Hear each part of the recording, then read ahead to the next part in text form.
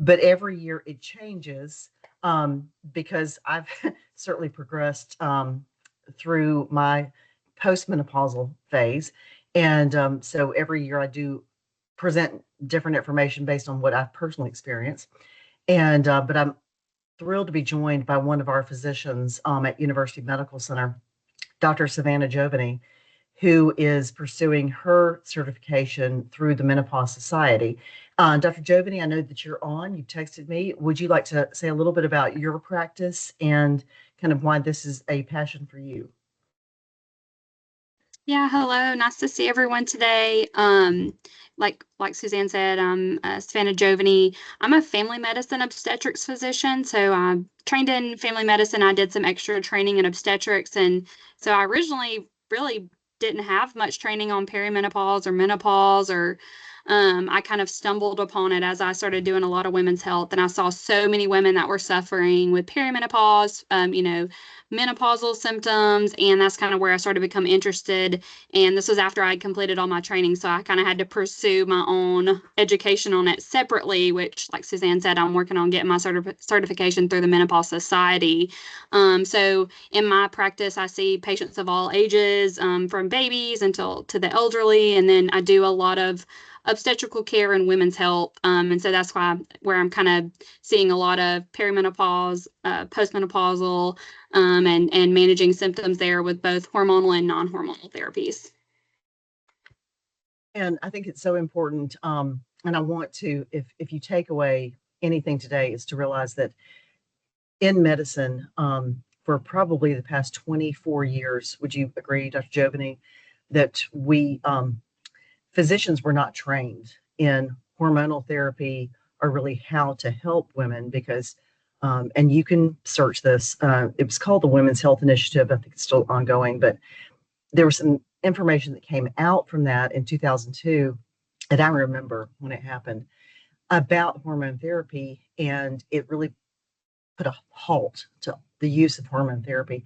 We now know that that information maybe wasn't interpreted correctly, and so and we have better options now. And so if you do choose, as we discussed today, to pursue hormonal therapy or not, there are a lot more options than our mothers would have had. And I'm grateful that at 55, I have been able to access hormone therapy for the past about 10 years, but that was not available previously. But I think our physicians are being trained in it now. And I think there's much more of an awareness. Dr. Giovanni, would you agree with that?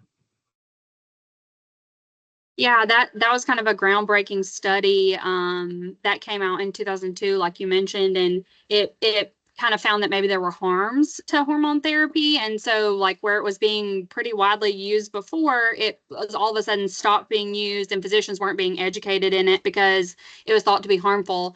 And then now that same data has been gone back and reanalyzed, and just like we all are here with the university, like how you look at data matters. And so like they went back and looking at how hormone therapy impacted 50-year-old women or 60-year-old women was very different than like 70, 75, right? As you can imagine, right? Very different stages of life and health.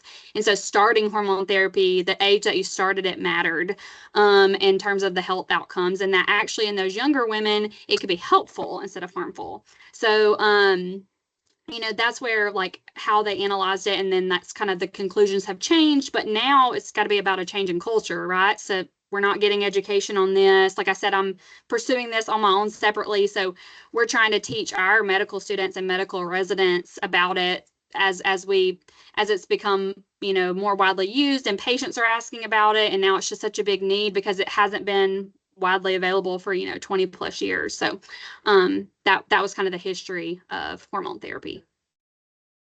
And I still see patients regularly who question, like, is this safe? And I said, you need to do some research about kind of how things have changed. And I'll share a little bit about, and Miranda, you can advance about my story, which I say personally, and then I'll get into how I professionally help women and how I'm actually helping myself.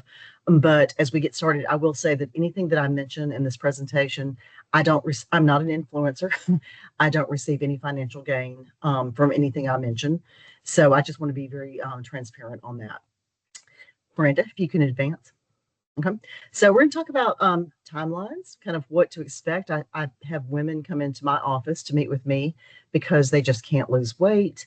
And they're like, what's going on? I'm only like in my early 40s. So we'll talk about timelines of how this progresses. Symptoms, it's not just hot flashes, though those are really uncomfortable. And then kind of where to start looking for some help, and then some strategies that I found and some resources. Okay, we'll advance, Miranda. Okay, so I have to laugh. I've got a couple of photos that I include. This one I've put in previously. This was my bedside nightstand, if you will, probably 10 plus years ago. And I had the diffuser going for cooling. I had the essential oils going. I even threw on a salt lamp, anything to try to sleep better and get some relief. But I really didn't know what was going on. And I had a colleague at the time, she's retired now, but she looked at this picture and she said, oh, that's perimenopause. that is the picture of perimenopause. And I realize now that's what was going on. Although at the time, I just couldn't understand, why am I so hot? Why can I not sleep? Why am I waking up at 2 o'clock in the morning? And that's kind of a visual of what that looks like. Advance, Miranda.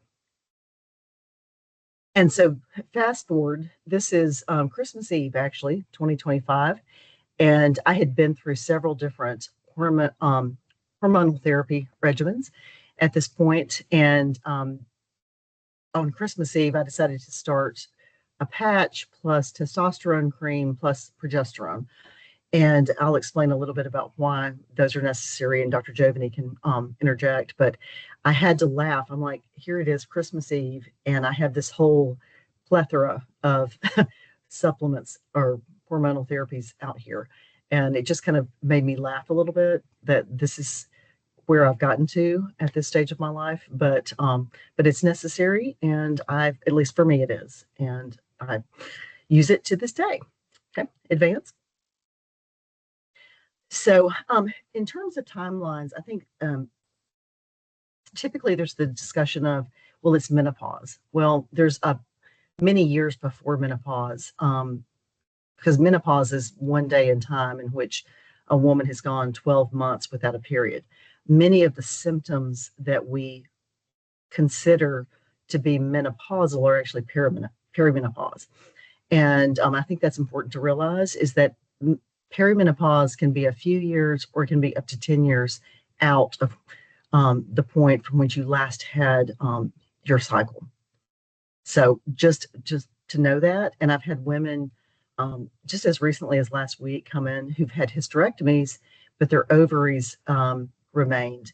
And so they're going through these symptoms. Dr. Jovany, can you address that? Because I think a lot of women think, if I've had a hysterectomy, there's no way I can go through perimenopause or the postmenopausal phase.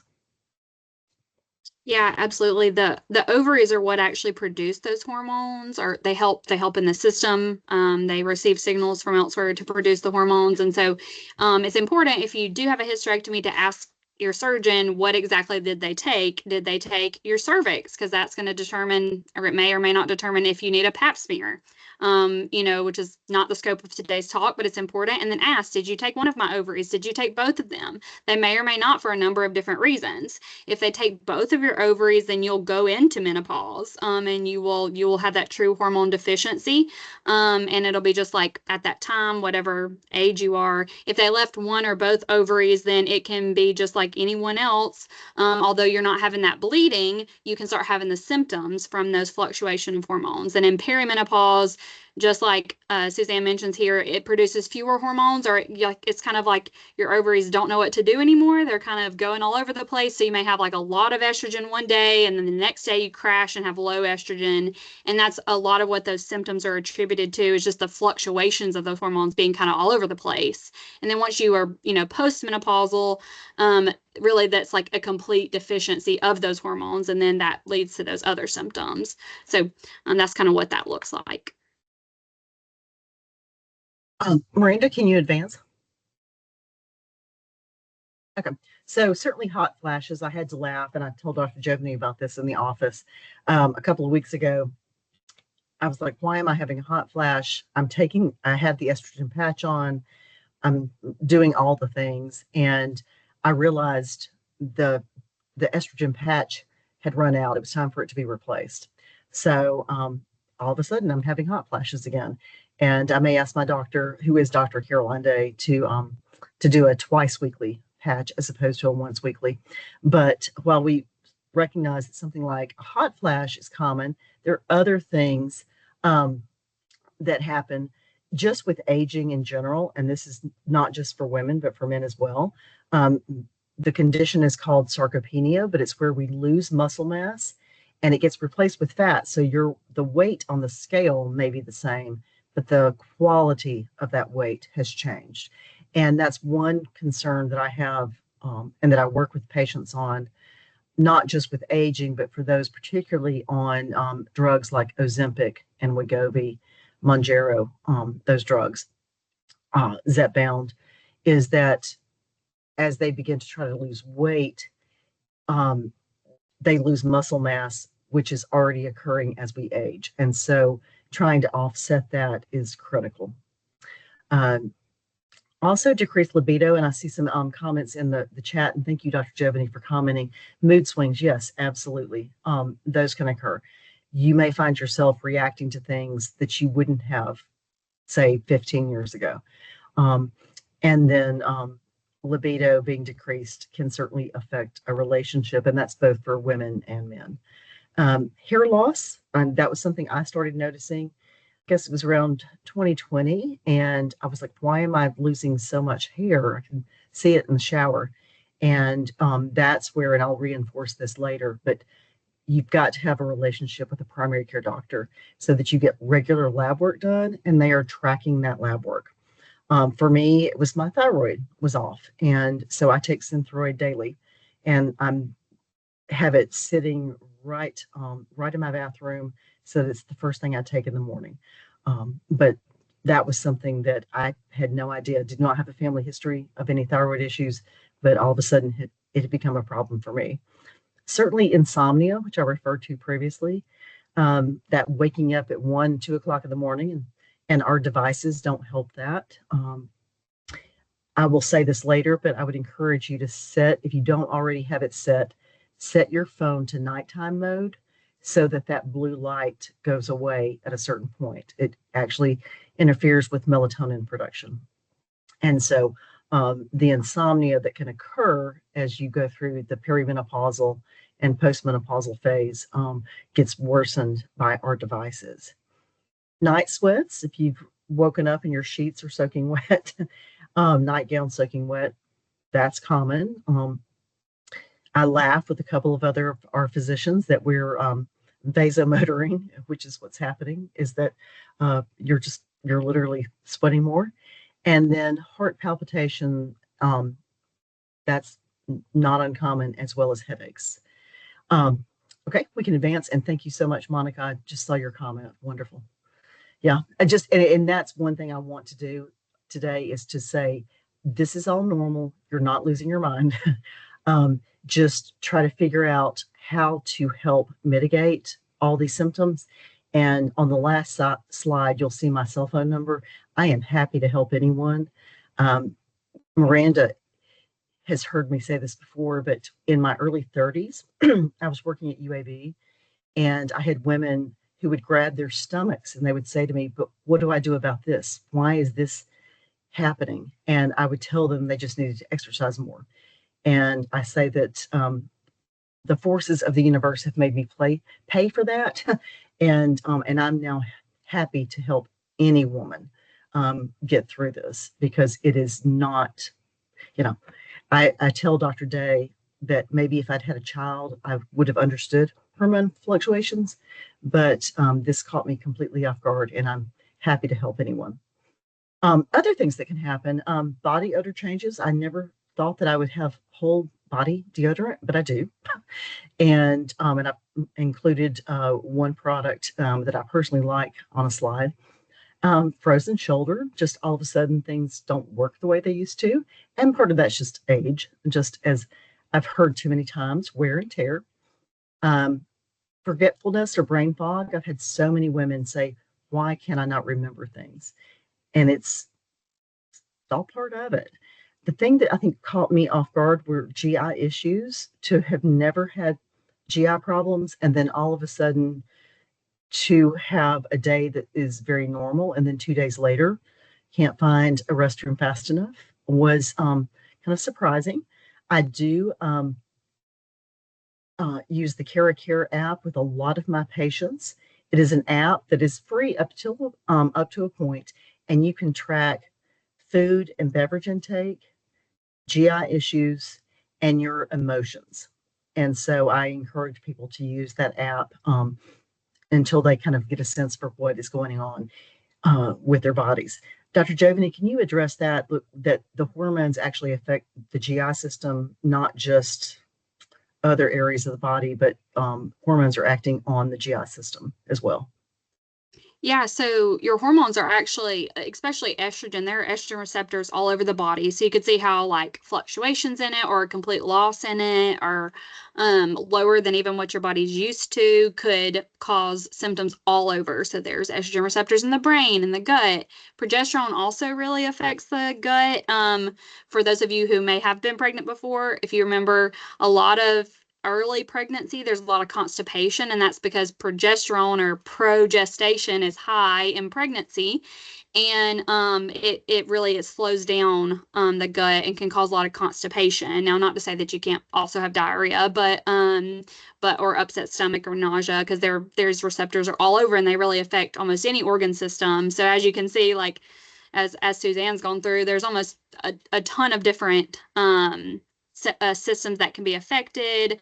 It's almost, we kind of joke, it's like, well, it could be perimenopause. You come in with anything, it could be perimenopause. And I hate to think of all the number of patients that myself and my coworkers have missed over the years, thinking like, oh, we can't find something that's abnormal, and they're in their, mid 40s or even early 40s, and it was probably perimenopause, and we thought, oh, we can't find anything wrong with you, but just because we were not getting that education. So I kind of shudder to think about that now.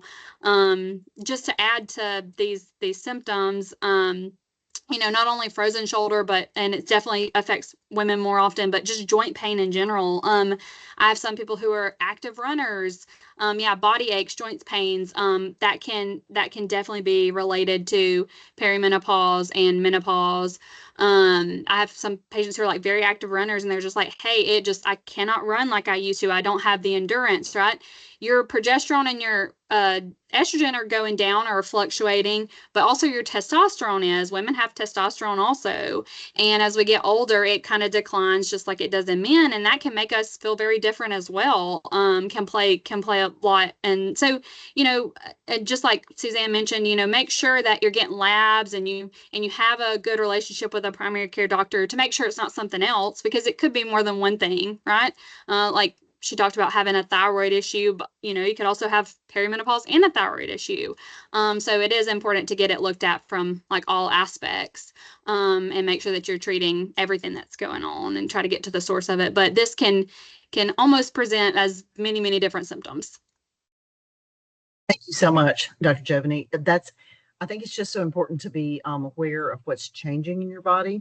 And unfortunately, at this stage of life, we're so busy. I had this conversation yesterday with some friends that I had over for a Memorial Day cook-in, given the weather. But one is a primary caregiver for her parents, and she's a professional. And so, like, trying to keep all of this together while managing your own health is so difficult. And I've had so many friends who've said that I'm caring for my parents, I'm caring for my children or grandchildren, and then all of this is converging at the same time. So just kind of being aware of what's different. Other things, before we move on to the next slide, I'll say dermatitis. I had developed kind of just a redness, kind of scaliness essentially around my mouth and chin. And the dermatologist said, "Oh, you have perioral dermatitis." And I have a topical clindamycin that I use when that flares up. And it was just something that popped up, didn't know where it came from. Or silent reflux, which my dentist noted that was eroding my teeth, that just all of a sudden developed. So just kind of trying to, in the midst of trying to take care of other people, also putting on the oxygen mask for yourself and just paying attention to what's going on in your own body. Miranda, if you can advance.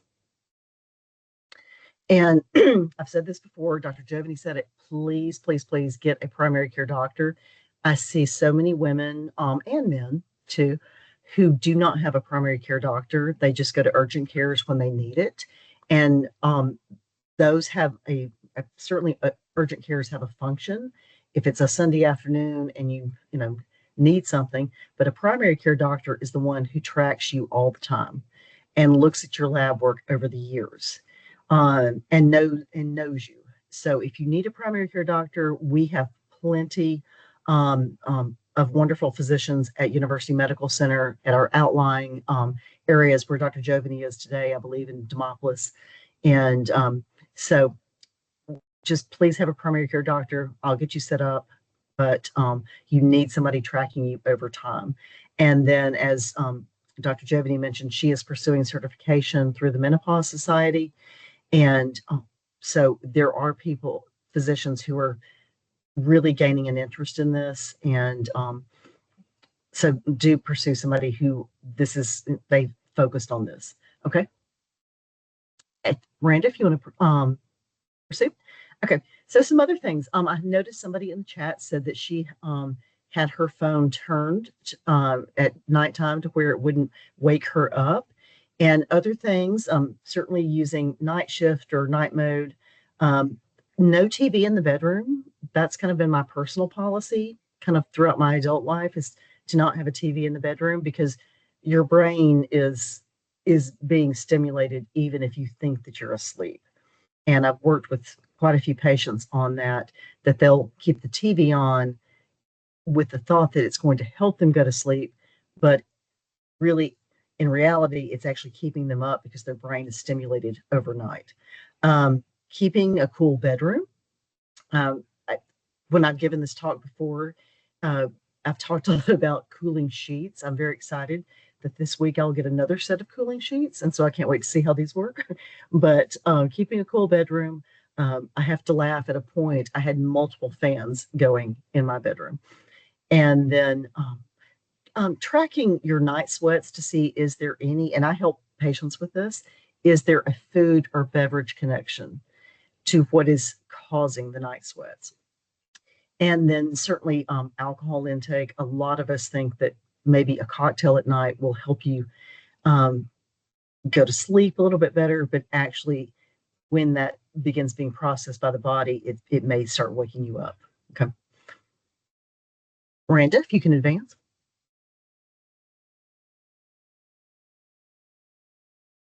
Okay. And then from a nutrition perspective, this is me as the professional. Protein is critical. It is for anybody as we age. And I try to help patients and myself target 20 to 30 grams of protein per meal, and to add protein into snacks. And what that comes out to, and the evidence shows, it's not the FDA guidelines, but what we now believe to be the best is 1.0 to 1.2 grams protein per kilogram body weight, not per pound, but per kilogram body weight. And I've given you the conversion. And protein helps us to feel more satisfied with a meal. It also helps to offset muscle loss, as I said earlier, that naturally occurs with aging. And so I try to work that in as much as possible. Don't always hit it, but try to hit it. For me, usually the morning is where I can really pack in the protein with a shake, and then I do some additional protein powder. But then on the weekends, I can do like an omelet with cheese, and that will help me get that in. Other things is to kind of realize that you can't be who you were at age 35 or 40 even, and that's okay. But to give yourself grace to say, okay, I can't commit to all the things that I once committed to. And that actually makes mealtime easier and kind of gives yourself a little break. I think as women, we try to do all the things um, that we're asked to do, but sometimes you just can't do that any longer. Also, hydration, water is critical. Whatever works for you. If it's the big Stanley cup, great. For me, I like carbonated flavored water. I realize I'm paying for flavored water, but it helps me hydrate a little bit better. And then fiber helps keep things going through the system because the GI system, as we said earlier, is just a little bit different. So, if you can advance, Miranda. Okay. And as I said earlier, to moderate alcohol intake in the evening, because when that alcohol is being processed by the body, might cause you to wake up. And so, what you thought was helping you sleep a little bit better is actually going to wake you up 1, 2 o'clock in the morning. And then one thing that I've personally noticed and friends and I have discussed is that salt intake, we're much more salt sensitive than we once were when we were younger. And to realize kind of where can I decrease the salt intake in my diet if I choose convenience foods, whether that's takeout or frozen products, I know I'm going to get more salt. And so I've got to increase the hydration to offset that. Supplements, I typically recommend a vitamin D supplement. For a lot of people, they may need a B12 supplement, particularly if they take an acid reducer like omeprazole. Those actually inhibit or have an effect on B12 absorption. So those may be good. A multivitamin, I always say just choose one that's your one of your standard, like a Nature Made or a Centrum. And then if you take something, and this is not just women, but I have this with men too, who take biotin because they want to offset any hair loss or brittle nails. Biotin can actually interfere with labs. And so our medical director for our lab recommends stopping biotin 72 hours before lab work. Um, or please tell your physician that you're taking biotin because the labs will not show up correctly. So just a note on that, and it will interfere with your thyroid lab. So other things, I commented on this last year. I'm actually doing it this year, but weight training, you know, we've got to do it. You have to do it, even if it's just free weights at home. Um, I am working with somebody because I was diagnosed with osteopenia back in March, and so I don't want to be dependent on somebody else one day, and or be wheelchair bound due to brittle bones. So I'm working on weight training. I've been doing that for 2 months, as well as flexibility training. So it's just some things, your body changes. And again, that wear and tear, that I don't like that phrase, but I hear it far too often, is critical. And I think, Dr. Jovany, can you address that just kind of with what women and actually men need to be thinking about as they're working on their fitness as they age? Yeah, so I think you made some great points. I think that especially as we do get older and our bone density decreases, thinking about not only cardiovascular fitness in terms of, whether it's walking, jogging, running, cycling, whatever your preferred form is great. And that, we strive for that 150 minutes of exercise per week, which can be challenging for a lot of people. I'm right there with you. Um, but also thinking about that strength training, like you mentioned, and, flexibility training, something like yoga or Pilates can be really great for also building muscle mass, but having some flexibility that can help. And yeah, that, strength training, trying to do strength training 2 or 3 times a week can help increase your bone density, which can be really important as we get older. A common complication that we see in our older adults is our fractures, particularly hip fractures, which can be really, really serious and debilitating and even lead to death, commonly after those issues. So it's something that we really want to stay on top of and try to prevent when we can. And, incorporating those different types of exercises can help with your overall health. but particularly bone health, that the strength training can really help prevent that. And one thing that I was surprised by was that the person that I'm working with, and I'm happy to share her name, if you want to message me after this session is over. And again, my cell phone number will be on the slide.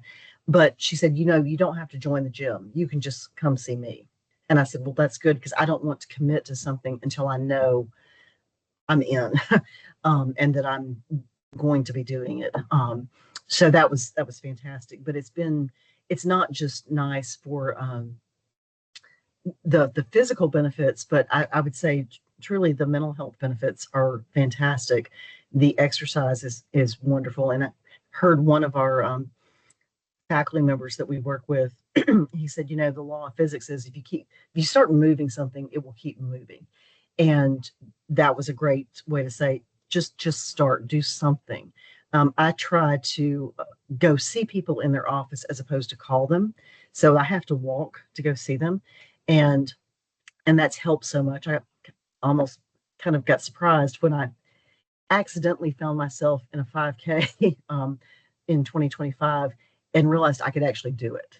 And it was the American Heart Walk. And I thought we were just taking a lap around the government plaza, but no, I found myself in a 5K and I could do it.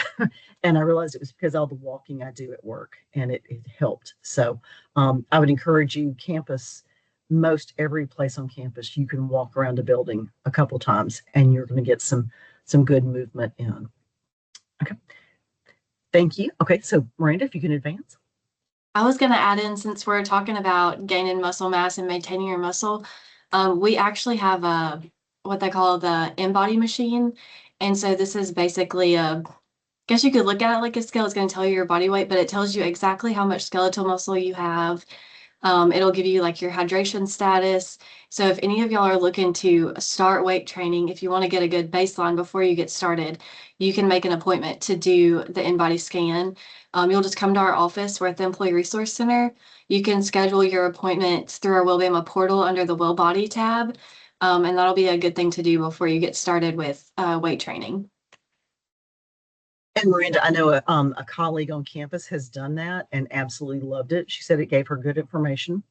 So, and I actually need to schedule my own appointment, as I'm just 2 months into my own weight training.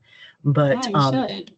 yeah, but sometimes it's kind of harsh when you're on the other side, when you're the patient, so to speak. But hey, we all have to do it. So anyway, but some resources. Of course, once you search any of these resources, the algorithms on your social media will feed you a lot. But we mentioned Dr. Caroline Day locally, and she had actually redone her residency with University Medical Center College of Community Health Sciences when she moved here from South Africa. But we have her book to give away. She's just published it. I know Dr. Jovany had told me she had a couple of others, Dr. Ginger Metters in our sports medicine group, had told me about the Ovary Active podcast. Nice play on words. And then I have two colleagues, dietitians, who have the Happy Eating podcast, and they deal with a lot of midlife issues.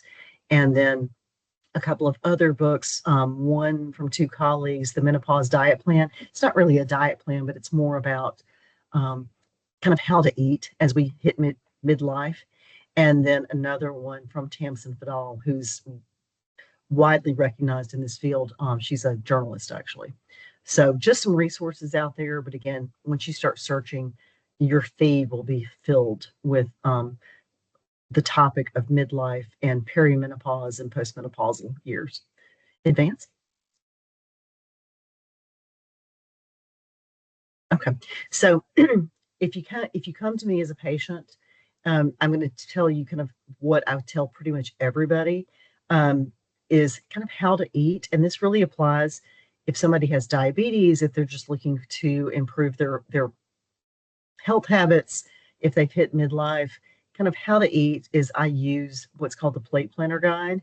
And but what I do to customize it for one or a patient is kind of what fits your lifestyle. So this is maybe a goal, but what does that look like?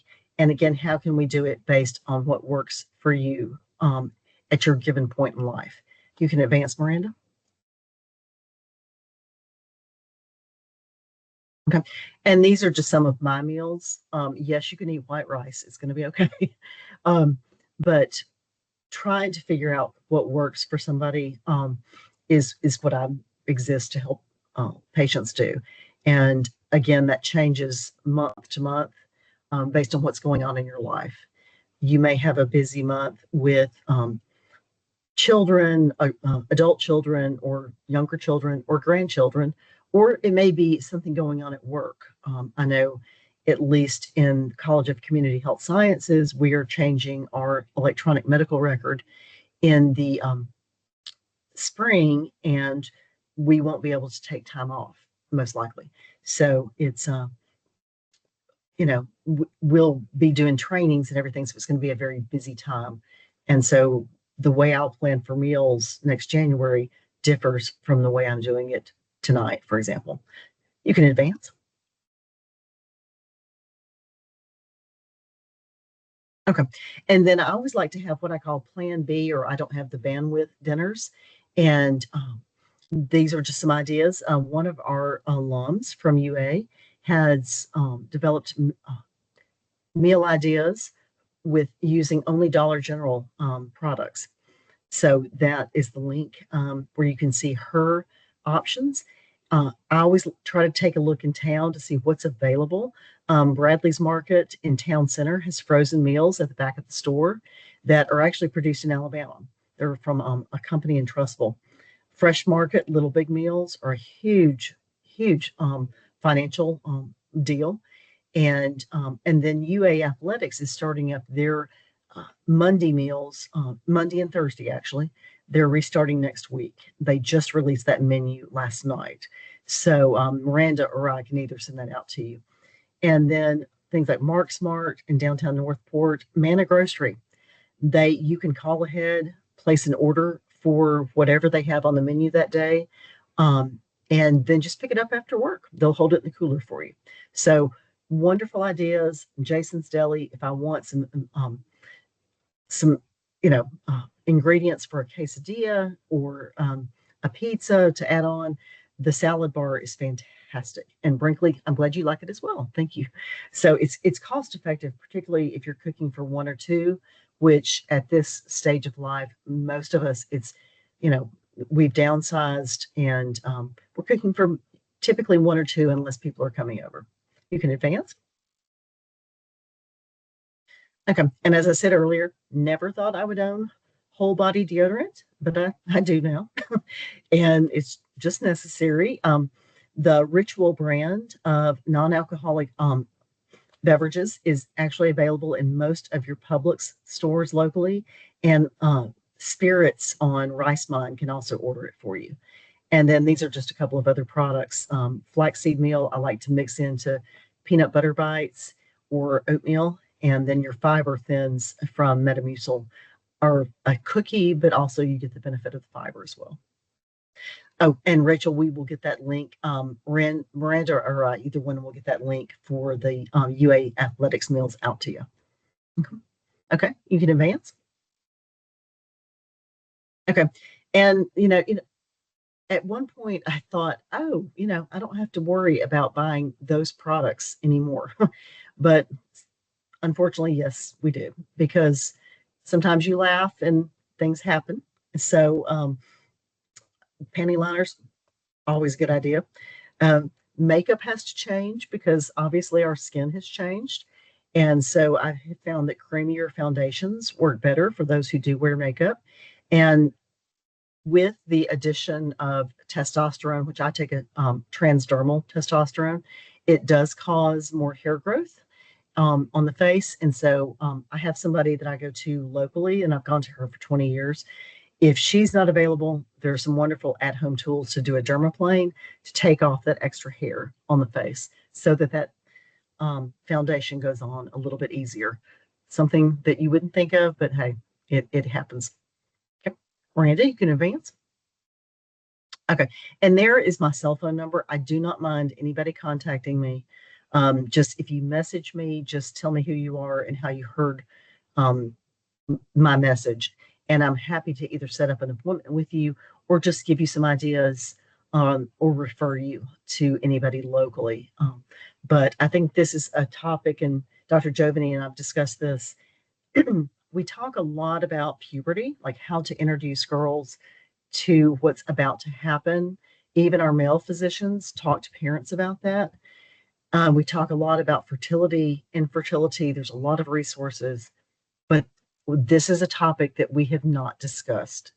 And it's fortunately in the past couple of years, it is being discussed, and not just locally, but nationally. The Food and Drug Administration has addressed this as well. And there's a comment in the chat that, and Dr. Jovany, you'll have to address this one. How does PCOS affect perimenopause, menopause? Yeah, so I'm really not sure if there's any specific data about like well, I'm hopeful that there's going to be data one day about like trying to predict how people with different conditions and different um history of different conditions will experience perimenopause and menopause. But as far as I know, there's not any like absolute relation like that you will have a longer perimenopause if you have PCOS or anything like that. Now in PCOS there is um hormonal abnormalities, right? Like patients with PCOS tend to have a lot of estrogen. They can have fertility issues, different various uh, different lab abnormalities and things that go along with PCOS. They can also have very irregular periods as usually a part of PCOS. So it may be kind of difficult to compared to someone who is having regular periods to know when you're in perimenopause or when you're headed for menopause, if your periods have already been very irregular. But it doesn't necessarily mean that that person's going to have like a more severe perimenopause or a later or earlier perimenopause. I get the same question about if I had a really hard time like postpartum, should I expect perimenopause or menopause to look different or feel different? And again, we just don't have like a lot of data on that right now. But I'm hopeful that one day we will. It's like, does perimenopause look like postpartum, right? Does menopause look like postpartum? Like if somebody had really bad postpartum depression, are you more likely to have, mood symptoms or depression in perimenopause? I think these are all really great questions. And unfortunately, like Suzanne said, it's been really neglected, especially the last, always actually, but especially in the last 20 years, kind of after women are in their childbearing age and everything, we kind of just are like, oh, well, you'll figure out the rest of it, I think have kind of just been thrown, thrown out. And I think a lot of our moms and grandmas didn't talk about this. Maybe we knew they were having hot flashes, but that's really kind of all that got talked about. It's not something that's like discussed at the dinner table, right? Things like that, like historically and culturally. So it's hard to kind of like learn through those experiences. Another question I get asked is if my mom had a really rough time with menopause, will I? And I do think there's a little bit of data, like if your mom went through later menopause or earlier menopause, that you might. But as far as I know, there's not like an absolute correlation with any of that. So, I think just a couple things that I want to hit on since I'm already talking, that I love this presentation. I love it because it talks about like things that we can do lifestyle wise to manage, perimenopause, menopausal symptoms. This is really, it's not like a one thing fix all. It's a lot of different things, right? As most things are, right? If we have high blood pressure, we have, diabetes, there's not always one perfect fix to it. It's, about our lifestyle. And then there's medication options for patients who want both or who want one or the other. And so that's one of the things I do in my practice at the University Medical Center. That's one of the things we're trying to teach everyone in our practice to do at the University Medical Center, is provide both hormonal and non-hormonal treatment options for perimenopause and menopause. So you can go on hormonal treatment in perimenopause. And for some patients, that's the right decision. Some patients, depending on your preferences and your health conditions, may or may not want hormone therapy. But if you're interested, like Suzanne said, get you a doctor, get someone that you trust, someone that has experience with treating perimenopause and menopause. I have some patients who have a primary care doctor, but they see me just for this because even some of our OBGYNs in town are not doing a lot of perimenopause and menopause because they haven't been taught it. It hasn't been prioritized. It hasn't been emphasized. So I'm seeing some patients for things like that. So, get somebody that you trust, talk to them, let them hear you out, work with your local, whether it's a local personal trainer or dietitian, holistically address this because it's a change over your entire body. And then look at the hormonal and the non-hormonal options for treatment. If you feel like, hey, I'm doing a lot of these things, I'm maximizing my sleep, I'm trying to, stay active, I'm trying to eat healthy, get, that protein that I need to get, fiber. Fiber is such an undervalued nutrient. And I still am just not feeling well. I need to see somebody and think about like some medication. So, which there's a lot of options that we have. So we're happy to see y'all for that. Or get in with somebody that is going to help you with that and not just brush off your symptoms. So hopefully this was helpful. If there's any other specific questions, I'm happy to try to answer anything else. Thank you so much, Dr. Giovanni. And I really appreciate that the generation of physicians we have now is addressing this because, and again, I remember the day that it all ceased in 2002. And but the medications, as Dr. Giovanni said, that we have now are far better than what was used actually in the Women's Health Initiative. So, and I will tell you, have a discussion with your physician or GYN, whomever you go to, and because some medications, and I apologize, my assistants now are acting up. So they're great guard dogs, even though they're tiny. But some medications are covered by insurance, some are not. So just have a conversation with your physician about what you can afford. I will tell you what my current regimen of the estrogen patch after I meet my deductible runs about $15 a month. The testosterone is $55 a month. I have a friend, colleague who chooses not to choose it for that reason. And then the progesterone tends to run $15 roughly a month for everyone.